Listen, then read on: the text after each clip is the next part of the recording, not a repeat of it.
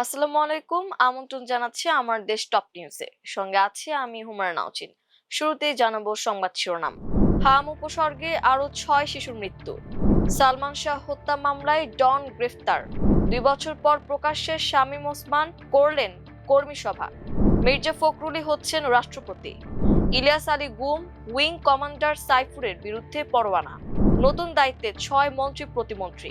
শুনছিলেন সংবাদ শিরোনাম, এবারে বিস্তারিত। দেশে গত ২৪ ঘন্টায় হামের উপসর্গ নিয়ে ৬ শিশুর মৃত্যু হয়েছে। এ সময় হাম ও হামের উপসর্গ নিয়ে আক্রান্ত হয়েছে ১,০৬৩ জন শিশু। রোববার বিকেলে স্বাস্থ্য অধিদপ্তরের হাম বিষয়ক হালনাগাদ প্রতিবেদনে এ তথ্য জানানো হয়। অধিদপ্তর জানিয়েছে ২৪ ঘন্টায় হামের উপসর্গে ৬ শিশুর মৃত্যু হয়েছে, তবে নিশ্চিতভাবে হামে আক্রান্ত হয়ে কোনো শিশুর মৃত্যু হয়নি। বাংলা চলচ্চিত্রের জনপ্রিয় নায়ক সালমান শাহ হত্যা মামলায় খল চরিত্রের অভিনয়শিল্পী ডন হককে গ্রেফতার করেছে পুলিশ। রোববার দুপুরে বিমানবন্দর থানায় ভারপ্রাপ্ত কর্মকর্তা কামরুল হাসান তালুকদার গণমাধ্যমকে এ তথ্য নিশ্চিত করেছেন। তিনি জানান, বিমানবন্দর এলাকা থেকে ইমিগ্রেশন পুলিশ প্রথমে ডন হককে আটক করে। পরে অপরাধ তদন্ত বিভাগের একটি দল তাকে নিজেদের হেফাজতে নিয়ে যায়। বর্তমানে মামলাটি সিআইডির তদন্তাধীন রয়েছে। উল্লেখ্য, সালমান শাহর মৃত্যুর প্রায় ২৯ বছর পর গত বছর আদালত এই ঘটনায় হত্যা মামলা হিসেবে বিচার কার্যক্রম পরিচালনার নির্দেশ দেন। ঢাকা মহানগরের ষষ্ঠ অতিরিক্ত দায়রা জজ আদালতের বিচারক জান্নাতুল ফেরদৌস ইবনে হক এ আদেশ দেন। পূর্বের বিভিন্ন তদন্ত প্রতিবেদনে দেখা যায়, একাধিক সংস্থার তদন্তের পর পুলিশ ব্যুরো অব ইনভেস্টিগেশন তাদের প্রতিবেদনে সালমান শাহর মৃত্যু আত্মহত্যাজনিত বলে উল্লেখ করেন। তবে এ সিদ্ধান্ত তার পরিবার ও ভক্তদের মধ্যে বিতর্ক সৃষ্টি করে এবং তারা তা মেনে নিতে অস্বীকৃতি জানান। এর পরিপ্রেক্ষিতে গত বছরের ২১ অক্টোবর রাজধানীর রমনা থানায় সালমান শাহর মামা মোহাম্মদ আলমগীর একটি হত্যা মামলা দায়ের করেন। ওই মামলায় সাবেক স্ত্রী সামিরা হক, অভিনেতা ডন হক সহ মোট ১১ জনকে আসামি করা হয়। নারায়ণগঞ্জে খেলা হবে স্লোগান দিয়ে রাজনৈতিক মাঠ গরম রাখা সেই শামীম ওসমানকে প্রায় ২ বছর পর আবার প্রকাশ্যে দেখা গেছে। তবে এবার নারায়ণগঞ্জের কোনো মিছিল মিটিংয়ে নয়, হাজার মাইল দূরে যুক্তরাষ্ট্রের নিউ ইয়র্কে আওয়ামী লীগের এক কর্মী সভায় প্রতিপক্ষের উদ্দেশ্যে আক্রমণাত্মক বিভিন্ন মন্তব্য ছুড়ে দিয়ে রাজনৈতিক অঙ্গনে দীর্ঘদিন ধরে আলোচনায় থাকা এই সাবেক সংসদ সদস্যকে নিউ ইয়র্কের ওই সভায় বক্তব্য দিতে দেখা যায়। ২০২৪ সালের জুলাই আগস্টের গণ অভ্যুত্থানের পর প্রকাশ্যে তার অবস্থান নিয়ে নানা আলোচনা চলছিল। ২ বছর পরে অবশেষে তাকে প্রকাশ্যে রাজনৈতিক কর্মসূচিতে দেখা গেল। সভায় নিজের রাজনৈতিক ভূমিকা নিয়ে অনেকটা আত্মসমালোচনার সুরেই কথা বলেন শামীম ওসমান। তিনি বলেন, আমি ব্যর্থ। একই সঙ্গে আওয়ামী লীগের নেতাকর্মীদের বিভেদ ভুলে ঐক্যবদ্ধ হওয়ার আহ্বান জানান তিনি। শামীম ওসমানের বক্তব্যে অবশ্য পুরনো রাজনৈতিক খেলার প্রসঙ্গ ফিরে আসে। তিনি বলেন, কে বড় নেতা আর কে ছোট নেতা এটি গুরুত্বপূর্ণ নয়, এখন প্রয়োজন ঐক্যবদ্ধ হওয়া। নিজের রাজনৈতিক অবস্থান ব্যাখ্যা করতে গিয়ে তিনি বলেন, অনেক আগেই তিনি দেশে কি হতে যাচ্ছে তা বুঝতে পেরেছিলেন। তার দাবি, তিনি ফান্ডামেন্টালিস্ট গোষ্ঠীর কর্মকাণ্ডের ওপর নজর রাখতেন। বিএনপিকে নিয়েও মন্তব্য করেন তিনি। নিউ ইয়র্কের সভায় শামীম ওসমান দাবি করেন, তার রাজনৈতিক মনোযোগের মূল লক্ষ্য ছিল এমন গোষ্ঠী যারা বাংলাদেশের স্বাধীনতাকে মানে না।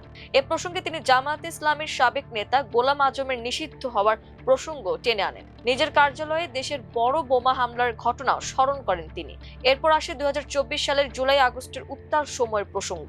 শামীম ওসমানের ভাষ্য অনুযায়ী ২ আগস্ট রাতে তিনি তৎকালীন প্রধানমন্ত্রী শেখ হাসিনার সঙ্গে দেখা করেছেন। তখন তিনি সেনাবাহিনীকে মাঠ থেকে সরিয়ে নেওয়া, কারফিউ প্রত্যাহার এবং নারায়ণগঞ্জে বড় ধরনের জনসমাবেশ করার প্রস্তাব দিয়েছিলেন। শামীম ওসমান বলেন, নারায়ণগঞ্জে তার ১.৫ থেকে ২ লাখ মানুষ জড়ো করার সক্ষমতা ছিল। আশপাশের এলাকাতেও খবর পাঠানোর কথা বলেছিলেন তিনি। তার ভাষ্য, আওয়ামী লীগের শক্তির উৎস ছিল জনগণ। তবে সম্ভাব্য গৃহযুদ্ধের আশঙ্কায় শেখ হাসিনা রক্তপাত এড়াতে চেয়েছিলেন। ১৯ জুলাই নারায়ণগঞ্জের আন্দোলনকারীদের সঙ্গে সংঘর্ষ ও গুলির ঘটনায় শামীম ওসমান সহ ওসমান পরিবারের সদস্যদের বিরুদ্ধে নানা অভিযোগ ওঠে। ওই সময় সংঘর্ষ ও গুলিতে শিশু রিয়া গোপ সহ বেশ কয়েকজন নিহত ও আহত হন। এসব ঘটনায় শামীম ওসমানের বিরুদ্ধে গুরুতর অভিযোগ ওঠে। বিএনপি মহাসচিব এবং স্থানীয় সরকার, পল্লী উন্নয়ন ও সমবায় মন্ত্রী মির্জা ফখরুল ইসলাম আলমগীরের দেশের পরবর্তী রাষ্ট্রপতি হওয়া প্রায় নিশ্চিত বলে জানা গেছে। দেশের চেয়ারম্যান ও প্রধানমন্ত্রী তারেক রহমান তার মনোনয়ন চূড়ান্ত করেছেন বলে ডেইলি ওয়াদাকে জানিয়েছেন সিদ্ধান্ত সম্পর্কে অবগত এক সিনিয়র বিএনপি নেতা। নাম প্রকাশে অনিচ্ছুক ওই সিনিয়র নেতা ও ক্যাবিনেট সদস্য বলেন, দলীয় চেয়ারম্যানের পক্ষ থেকে মির্জা ফখরুলের নাম প্রায় নিশ্চিত করা হয়েছে। দীর্ঘদিনের এই বিএনপি মহাসচিবকেই যে দল রাষ্ট্রপতি পদে দেখতে চায় তিনি তা নিশ্চিত করেন। এ বিষয়ে ডেইলি ওয়াদা বিএনপির আরও বেশ কয়েকজন শীর্ষ নেতার সঙ্গে কথা বলেছে। তাদের প্রায় সবাই জানান, চূড়ান্ত সিদ্ধান্ত নেয়ার সম্পূর্ণ এখতিয়ার প্রধানমন্ত্রী তারেক রহমানের হাতে এবং এ বিষয়ে তাদের আনুষ্ঠানিকভাবে কিছু জানানো হয়নি। তবে প্রধানমন্ত্রীর ঘনিষ্ঠ এক নেতা ফখরুল ইসলামের নাম চূড়ান্ত হওয়ার বিষয়টি নিশ্চিত করেন।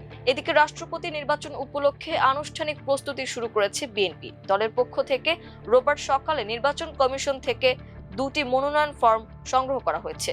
আগারগাঁওয়ে নির্বাচন কমিশন কার্যালয়ের রিটার্নিং কর্মকর্তার অফিস থেকে মনোনয়ন ফর্ম সংগ্রহ করেন বিএনপির ভাইস চেয়ারম্যান ও জাতীয় সংসদের চিফ হুইপ নুরুল ইসলাম মনি এবং সিনিয়র যুগ্ম মহাসচিব রুহুল কবির রিজভী। বিএনপির কেন্দ্রীয় নেতা এম ইলিয়াস আলীকে 2012 সালের 17 এপ্রিল গুমের ঘটনায় উইং কমান্ডার সাইফুর রহমানের বিরুদ্ধে গ্রেফতারি পরোয়ানা জারি করেছে ট্রাইব্যুনাল। রোববার আন্তর্জাতিক অপরাধ ট্রাইব্যুনাল 1 প্রসিকিউশনের আবেদনের পরিপ্রেক্ষিতে এই আদেশ দেয়। মামলার প্রসিকিউটর শাইখ মাহাদি বলেন, প্রাথমিক তদন্ত ও সাক্ষীর জবানবন্দিতে ইলিয়াস আলীকে অপহরণের ঘটনায় উইং কমান্ডার সাইফুরের সরাসরি সম্পৃক্ততার প্রমাণ পাওয়া গেছে। গত কয়েকদিন ধরে তাকে গ্রেফতার করে বিমান বাহিনীর হেফাজতে রাখা হয়েছে, এমন খবর সোশ্যাল মিডিয়ায় দেখা গেছে। বাস্তবে এর কোনো সত্যতা পাওয়া যায়নি। আমরা আজ সাইফুরের গ্রেফতারি পরোয়ানার আবেদন করলে ট্রাইব্যুনাল তা মঞ্জুর করে। প্রসিকিউশন সূত্রে জানা যায়, 1.5 দশক আগে বিএনপি নেতা ইলিয়াস আলীকে অপহরণের প্রথম চেষ্টা ব্যর্থ হওয়ার পর সাবেক সেনা কর্মকর্তা জিয়াউল আহসানের নেতৃত্বে দ্বিতীয় চেষ্টায় তাকে তুলে নিয়ে যাওয়ার তথ্য পেয়েছে ট্রাইব্যুনালের তদন্ত সংস্থা। ওই সময় বিমান বাহিনীর তখনকার স্কোয়াড্রন লিডার সাইফুর রহমান র্যাবের গোয়েন্দা শাখায় কর্মরত ছিলেন, আর তখনকার লেফটেন্যান্ট কর্নেল জিয়াউল আহসান ছিলেন র্যাবের গোয়েন্দা শাখার পরিচালক। Bangladesh judicial service pay commission 2025-এর প্রতিবেদন পর্যালোচনা ও প্রয়োজনীয় সুপারিশ প্রণয়নের জন্য 7 সদস্যের একটি উচ্চ পর্যায়ের কমিটি গঠন করেছে সরকার।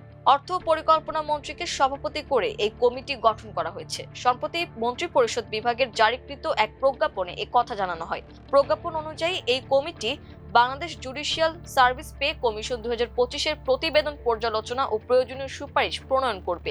কমিটি প্রয়োজনে নতুন কোনো সদস্যকে অন্তর্ভুক্ত করতে পারবে। কমিটির অন্য সদস্যরা হলেন স্বরাষ্ট্রমন্ত্রী সালাউদ্দিন আহমদ, বিদ্যুৎ জ্বালানি ও খনিজ সম্পদ মন্ত্রী ইকবাল হাসান মাহমুদ টুকু, সমাজ কল্যাণ মন্ত্রী অধ্যাপক ডাক্তার AJM জাহিদ হোসেন, আইনমন্ত্রী মোহাম্মদ আসাদুজ্জামান, অর্থ উপদেষ্টা, প্রধানমন্ত্রীর অর্থ ও পরিকল্পনা মন্ত্রণালয় বিষয়ক উপদেষ্টা মন্ত্রী পদমর্যাদা রাশেদ আল মাহমুদ তিতুমির এবং জনপ্রশাসন প্রতিমন্ত্রী মোহাম্মদ আব্দুল বারী।